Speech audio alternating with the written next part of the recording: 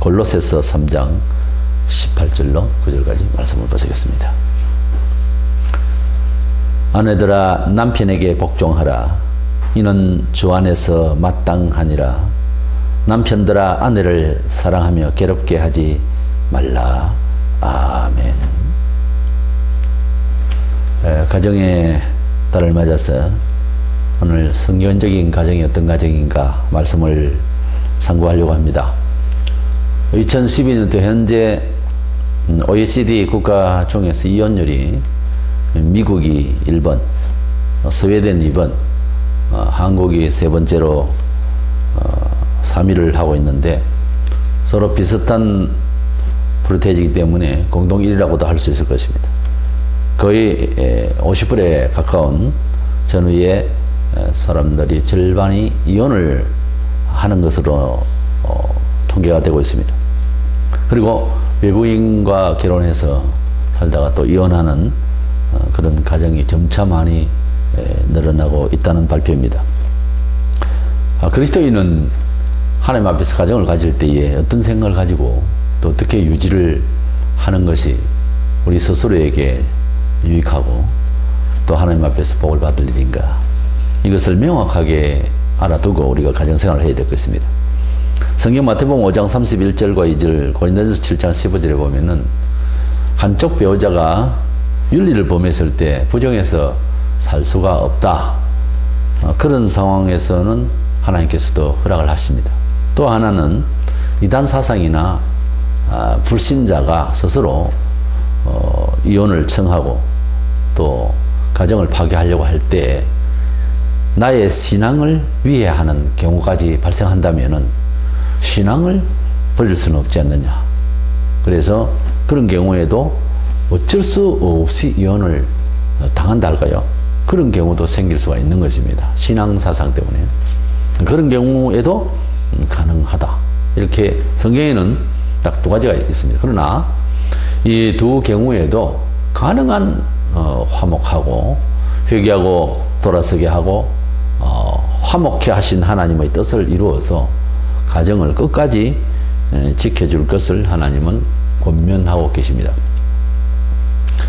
오늘날 이렇게 많은 사람들이 이혼을 하고 이혼하는 이유라 해봤자 거의 성격상 혹은 그것이 거의 주를 이루고 있지만은 또 생활에 문제가 있다든가 이런저런 우리가 괴롭지만 잘 참고 이해를 하고 기다리고 인내를 하고 다시 한 번 더 재개할 수 있는 이런 기회를 놓치고 대개의 경우 자기 자신을 이기지를 못했어.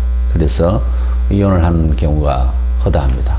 우리 그리스도인들이 이 사회에서 예수 믿는 사람으로서 가정이 하나님 앞에나 사람들 앞에서 덕스럽게 잘 지켜나가는 것 자체가 전도고, 가정이 하나님 앞에서 하나님이 살아계심과 또 하나님을 믿는 자로서의 삶을 통해서 참된 행복이 무엇인가를 가정을 통해서 증거하고 증인 역할을 하게 된다고 봐야 할 것입니다. 그렇다면 성경적인 그런 가정이 어떤 가정인가? 첫째로, 가정이라고 할 때에는 너와 내가 좋아서 만나서 그렇게 만든 단순한 단체가 아니라, 이 가정이라고 하는 것은 하나님께서 어떤 목적을 두고 하나님께서 어떤 뜻이 있어서 가정을 만드셨다고 하는 이런 창조 원리와 가정을 지으신 하나님의 창세기에 그런 하나님의 의중을 우리가 생각하면서 나의 가정을 이해해야 되는 것입니다. 그러니까 가정의 정체성이 뭐냐 하면은 신도 필요 없고 사회도 필요 없고 이웃도 필요 없고 우리가 좋아서 만나서 산다, 이런 개념이 아니다 그 말이에요.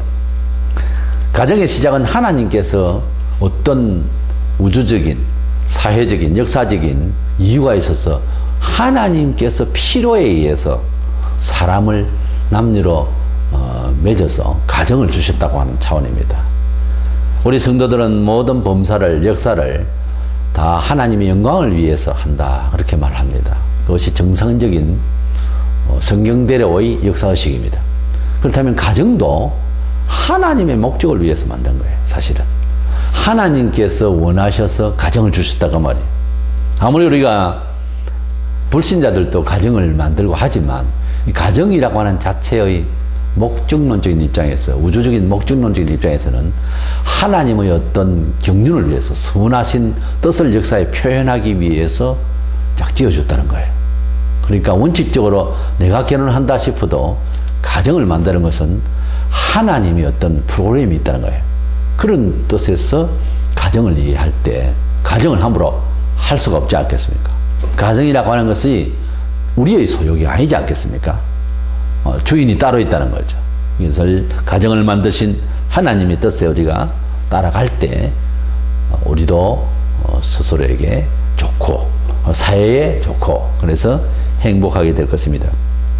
하나님께서 남자를 먼저 처음에 지으시고 창세기 2장 22절에 또 여자를 지으셔서 아담에게 데리고 와서 그렇게 둘이가 살 수 있도록 가정을 처음에 만들어 주셨습니다. 그렇기 때문에 성수술을 하고 한다고 해서 남자가 여자로 만들고 여자가 남자같이 하고 그래가지고 동성끼리 결혼을 해서 사는 사람들이 지구촌에 많이 있습니다. 그러나 성경은 동성끼리 결혼해서 가정을 이루는 것이 아니고 남자와 여자가 만나서 이성적으로 만나서 부부가 될 수 있게 하나님께서 처음에 그렇게 하셨습니다.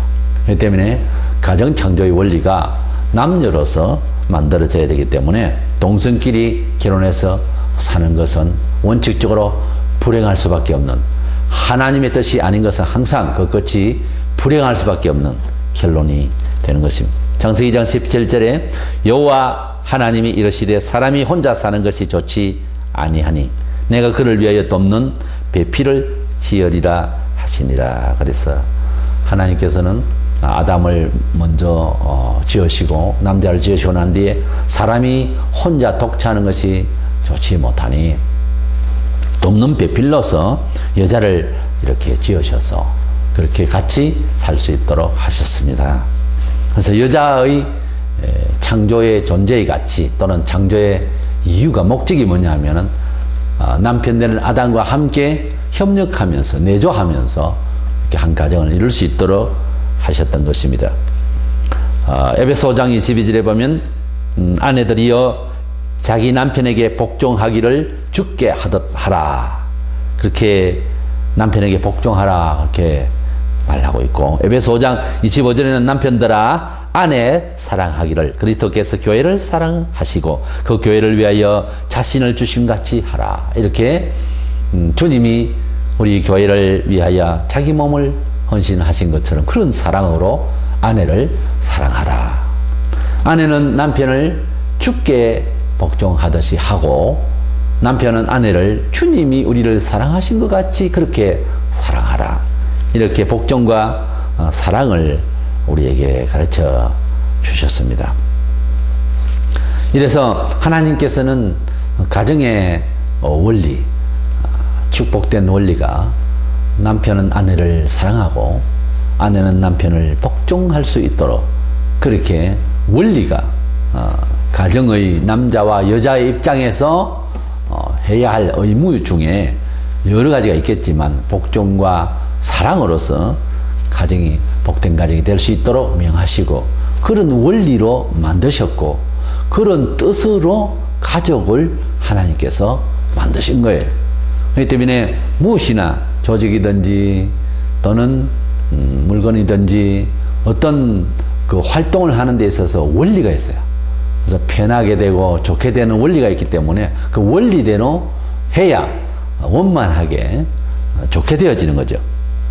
하나님께서 이 아담과 하와를 지으실 때 그 두 사람이 같이 살게 되고 또 살아가는 좋은 축복된 어떤 원리를 이렇게 주셨고 또 하나님께서 아담과 하와를 가정을 만들 수 있도록 이렇게 지으신 창조 원리가 성경에 있습니다.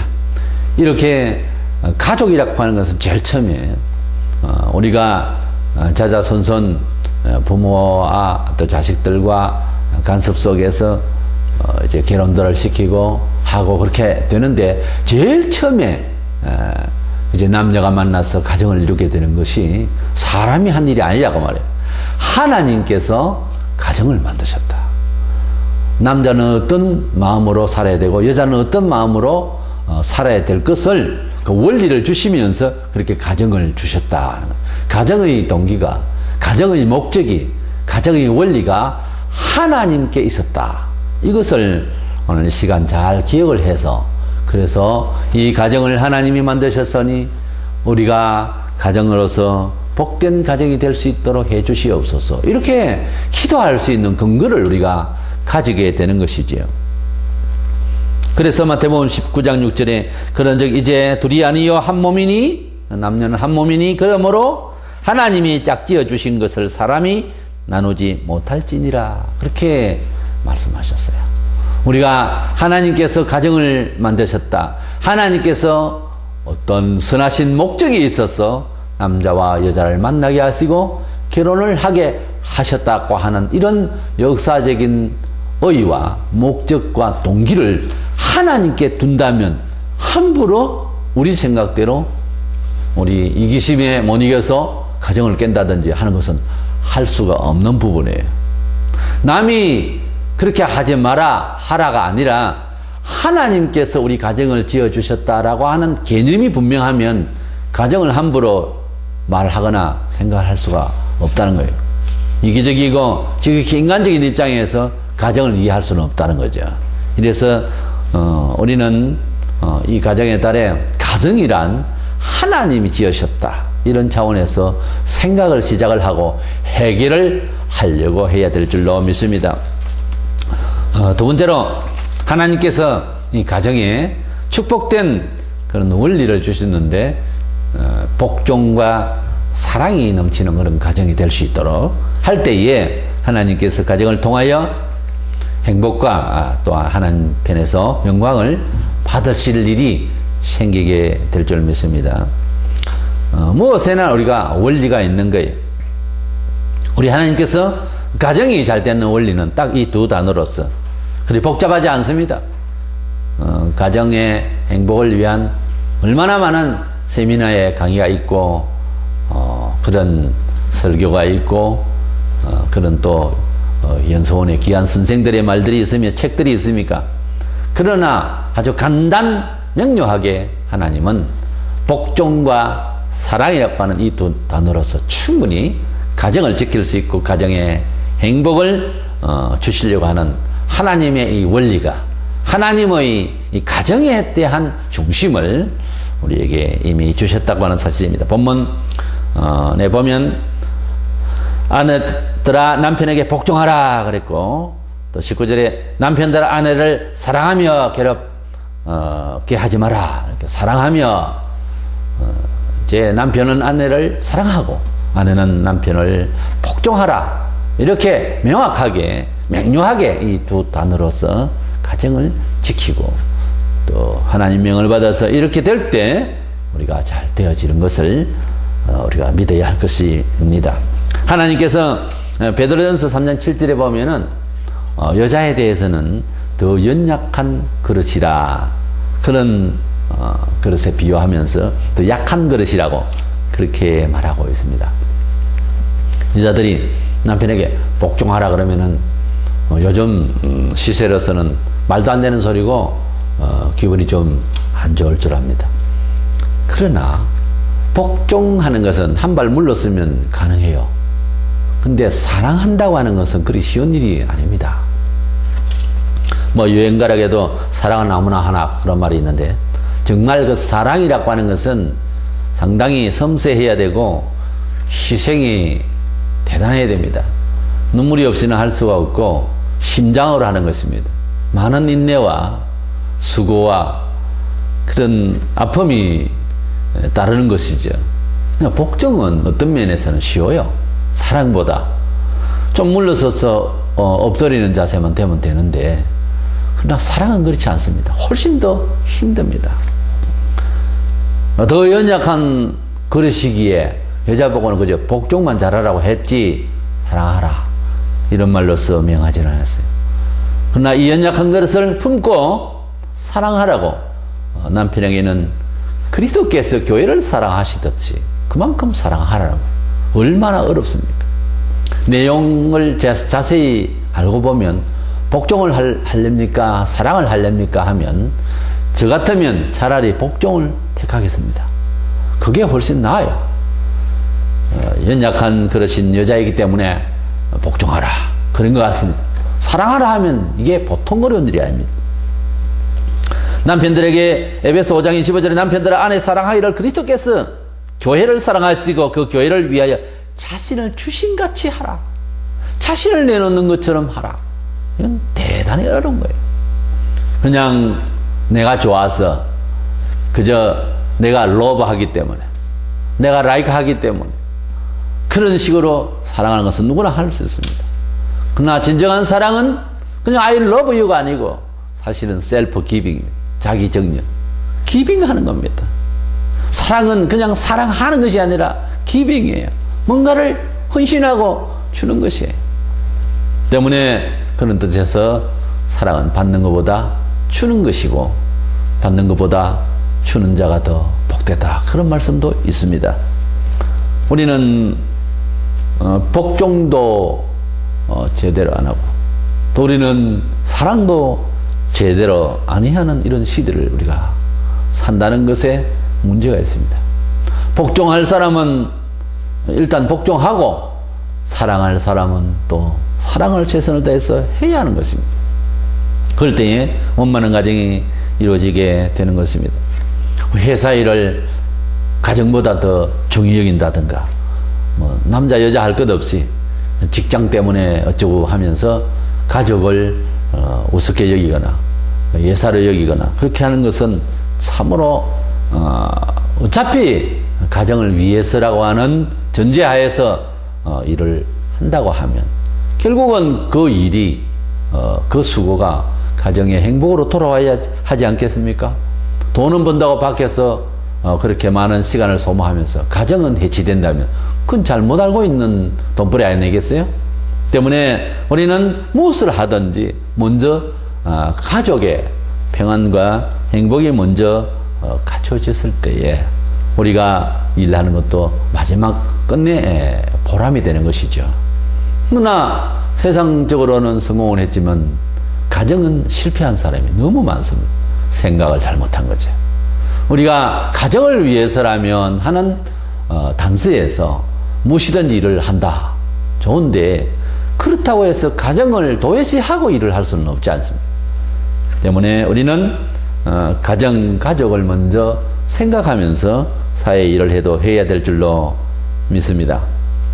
수신제가 치국평천하라고 하는 말이 있습니다. 자기 몸을 닦고 가족을 그리고 사회를 이렇게 내가 먼저 그리고 내 가족이 먼저 평화를 가져오고 복될 때 이웃을 돌보고 사회에 국가에 우리가 헌신할 수가 있다는 거죠. 이런 말뜻이 성경에도 있습니다. 교회의 감독자 혹은 지도자는 어떤 사람이 되어야 되는가? 우리가 전도를 할 때 평신도도 전도하고 우리가 목사도 전도하고 하는 가운데 우리 교회가 이 세상을 향해서 사실은 전도를 위한 단체인데 우리가 이 세상을 향해서 어떤 사람이 먼저 되어야 하느냐 하는 것입니다. 디모데전서 3장 4절 5절에 자기 집을 잘 다스려 자녀들로 모든 공손함으로 복종하게 하는 자라야 할지며 사람이 자기 집을 다스릴 줄 알지 못하면 어찌 하나님의 교회를 돌보리요. 이런 말씀이 있습니다.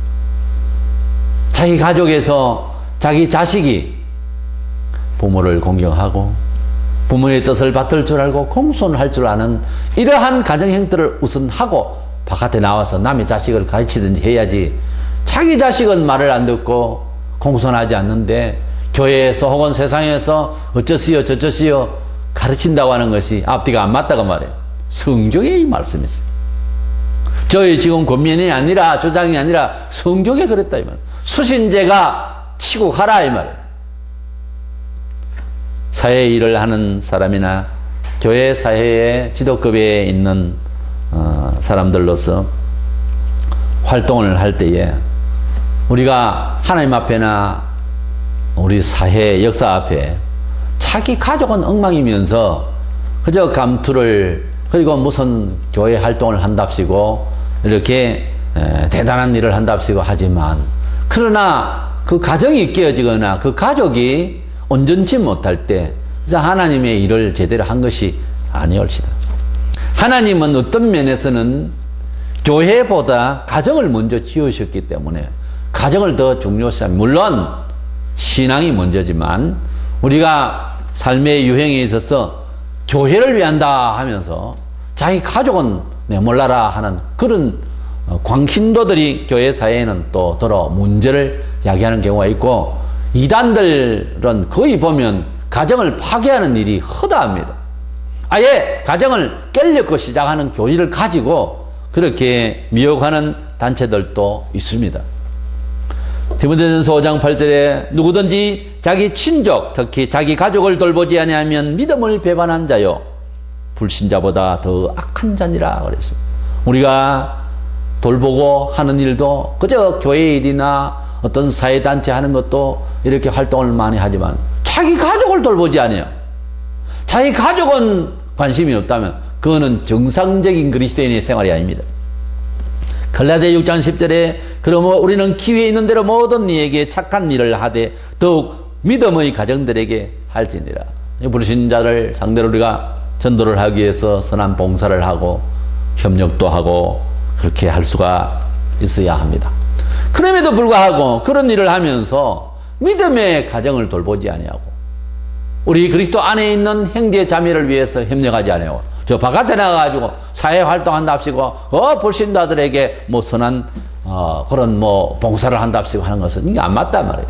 그리스도 안에서 믿음의 사람들을 연약한 사람을 찾아보고 돌봐주고 그러한 아름다운 믿음의 선의 행위를 먼저 믿음의 가정에 해야 되고 자기 믿음의 가족에 먼저 우리가 헌신할 수 있어야 된다 그 말이에요. 그만큼 성경은 신구약을 통해서 가정이 얼마나 중요하다는 것을 하나님께서 밝혀주고 있습니다. 우리가 신앙생활에 아주 특별한 경우도 있습니다.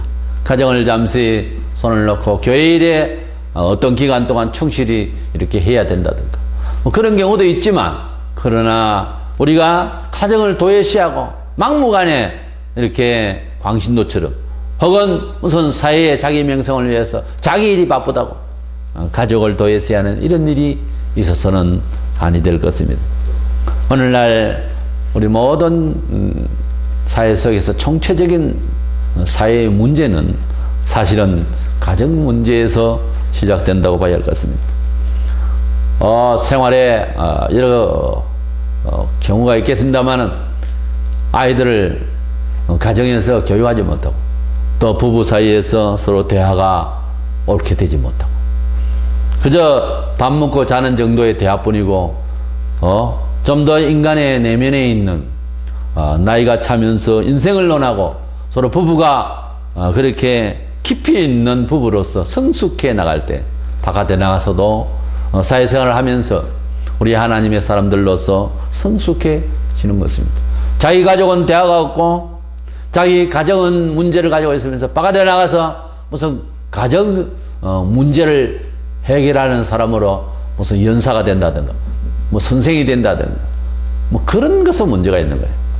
자기 가정은 깨놓고 남의 가정을 화목시키기 위한 무슨 카운셀러를 한다든가 말도 안 되는 것 아니겠어요? 어떻게 자기 가족은 책임지도 못하면서 남의 가정에 뭐 콩나라 판나라 할 일이 없지 않습니까? 우리는 자기 가족을 잘 지켜야 될 줄 믿습니다. 여러 결손 가정의 아이들 그리고 부모가 있어도 아이들이 그저 벌럭하고 교육을 받지 못하면 이 사회는 점차 앞으로 위험한 사회가 더욱 될 것이고, 이래서 우리는 가정을 우리 그리스도인들은 좀 더 하나님의 뜻 가운데서 우리의 정서나 오늘의 이 시대가 주는 가치 이론을 넘어서서 하나님께서 명하시고 하나님께서 원하시는 또는 하나님께서 가정을 통해서 바라시는 것이 뭔지를 곰곰이 생각하면서 우리가 남자는 남자 입장에서 여자는 여자 입장에서 하나님께서 주신 그 기능이 다 달라요. 교회도 세상을 향해서 일을 할 때에 직분을 몇 개 두었는데 다 기능이 달라요. 남자가 할 일이 있고 여자가 할 일이 있고 다 다릅니다. 성경상 여자가 사실은 목사가 되는 것은 안 맞는 겁니다. 우리가 하나님께서 남자가 할 일이 있고 그 처음에 여자를 만드실 때부터 돕는 배필로 지으실 때 여자로서의 아름다운 다른 일이 있는 것입니다. 그런데 남자가 여자같이 살고 여자가 남자같이 활동을 하려고 하면 여기에는 실용적으로는 뭔가가 결과가 있을지 몰라도 내면에 하나님께서 주신 가정의 축복의 원리는 통하지 않는 것입니다. 때문에 오늘날 여러 사회적인 문제의 초점은 가정이 원만해야 된다는 데서 우리가 키워드가 있는 줄 압니다.